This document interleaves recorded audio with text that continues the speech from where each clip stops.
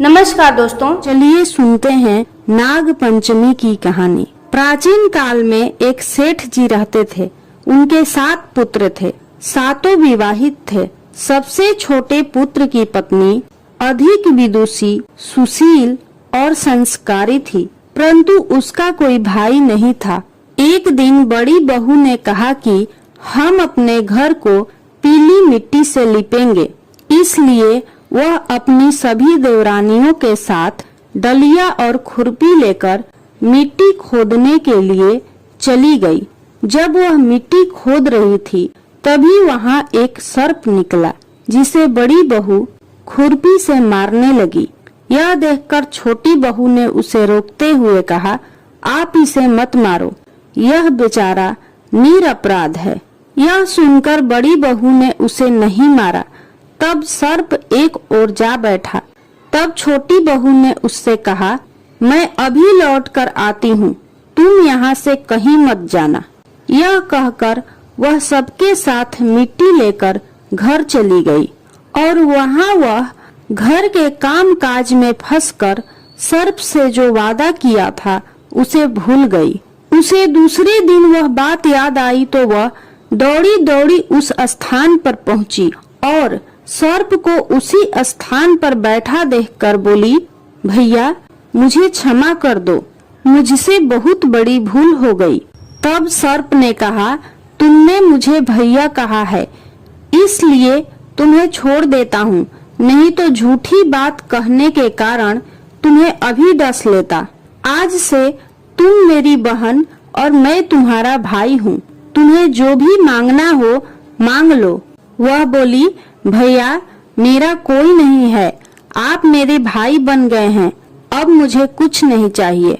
कुछ दिन व्यतीत होने पर वह सर्प मनुष्य का रूप रखकर छोटी बहू के घर आया और बोला कि मेरी बहन को मेरे साथ भेज दो। सबने कहा कि इसका तो कोई भाई ही नहीं था, तो वह बोला, मैं दूर के रिश्ते में इसका भाई हूँ। उसके विश्वास दिलाने पर घर के लोगों ने छोटी बहू को उसके साथ भेज दिया। उसने मार्ग में बताया कि मैं वही सर्प हूँ, इसलिए तुम डरना मत और जहाँ चलने में कठिनाई हो वहाँ मेरी पूंछ पकड़ लेना। छोटी बहू ने वैसा ही किया। इस प्रकार वह उसके घर पहुँच गई। वहाँ के धन और ऐश्वर्य को देखकर वह चकित हो गई। एक दिन सर्प की माता ने छोटी बहू से कहा, मैं एक काम से बाहर जा रही हूँ, तुम अपने भाई को ठंडा दूध पिला देना।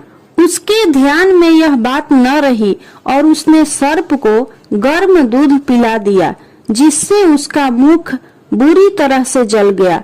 यह देखकर सर्प की माता बहुत क्रोधित हुई, परंतु सर्प के समझाने पर शांत हो गई। तब सर्प ने कहा कि बहन को अब उसके घर भेज देना चाहिए। तब सर्प और उसके पिता ने उसे बहुत सा सोना, चांदी, जवाहरात, वस्त्र, आभूषण आदि देकर उसके घर पहुंचा दिया। इतना ढेर सारा धन देखकर बड़ी बहू ने ईर्ष्या से कहा, भाई तो बड़ा धनवान है, तुम्हें तो उसे और भी धन देना चाहिए। सर्प ने यह वचन सुना तो उसने और भी सोने की वस्तुएं लाकर छोटी बहू को दे दी। यह देखकर बड़ी बहू ने कहा, इन्हें झाड़ने की झाड़ू भी सोने की होनी चाहिए। तब सर्प ने झाड़ू भी सोने की लाकर रख दी। सर्प ने छोटी बहू को हीरा मणियों का एक अद्भुत हार दिया था। उसकी प्रशंसा उस देश की रानी ने भी सुनी और वह राजा से बोली कि सेठ की छोटी बहू का हार यहाँ आना चाहिए। राजा ने मंत्री को हुक्म दिया कि उससे वह हार लेकर शीघ्र उपस्थित हो। मंत्री ने सेठ जी से जाकर कहा कि महारानी जी ने छोटी बहू का हार मांगा है, वह उससे लेकर मुझे दे दो। सेठ जी ने डर के कारण छोटी बहू से हार मंगाकर मंत्री को दे दिया। छोटी बहू को यह बात बहुत बुरी लगी। उसने अपने भाई सर्प को याद किया और आने पर प्रार्थना की, भैया रानी ने मेरा हार ले लिया है, तुम कुछ ऐसा करो कि जब वह हार उसके गले में रहे तब तक के लिए सर्प बन जाए और जब वह मुझे लौटा दे तब हीरो और मड़ियों का हो जाए। सर्प ने ठीक वैसा ही किया। जैसे ही रानी ने हार पहना वैसे ही वह सर्प बन गया। यह देखकर रानी चीख पड़ी और रोने लगी। यह देखकर राजा ने सेठ के पास खबर भिजवाई कि छोटी बहू को तुरंत भेजो। सेठ जी डर गए कि राजा न जाने क्या करेगा। वे स्वयं छोटी बहू को साथ लेकर उपस्थित हुए। राजा ने छोटी बहू से पूछा, तुमने क्या जादू किया है? मैं तुम्हें दंड दूंगा। छोटी बहू बोली, राजन मुझे क्षमा कर दीजिए, इसमें मेरी कोई गलती नहीं। यह हार ही ऐसा है कि मेरे गले में हीरो और मड़ियों का रहता है और दूसरे के गले में सर्प बन जाता है। यह सुनकर राजा ने वह सर्प बना हार उसे देकर कहा, अभी पहन कर दिखाओ। छोटी बहू ने जैसे ही उसे पहना वैसे ही वह हार हीरो मड़ियों का हो गया।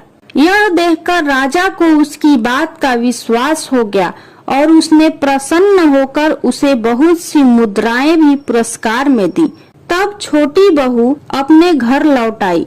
उसके धन को देखकर बड़ी बहू ने ईर्ष्या के कारण उसके पति को सिखाया कि छोटी बहू के पास कहीं से धन आया है। यह सुनकर उसके पति ने अपनी पत्नी को बुलाकर कहा, सच सच बताओ कि यह धन तुम्हें कौन देता है? तब वह सर्प को याद करने लगी। तब उसी समय सर्प ने प्रकट होकर कहा, यदि मेरी बहन के आचरण पर संदेह प्रकट करोगे तो मैं तुम्हें तुरंत डस लूंगा। यह सुनकर छोटी बहू का पति बहुत प्रसन्न हुआ और उसने सर्प देवता का बड़ा सत्कार किया। उसी दिन से नाग पंचमी का त्योहार मनाया जाता है और स्त्रियां सर्प को भाई मानकर उनकी पूजा करती हैं। यदि आपको यह नाग पंचमी की कहानी पसंद आई हो तो कमेंट बॉक्स में नाग देवता की जय जरूर लिखें। साथ ही वीडियो को ज्यादा से ज्यादा शेयर करें और चैनल को सब्सक्राइब जरूर करें।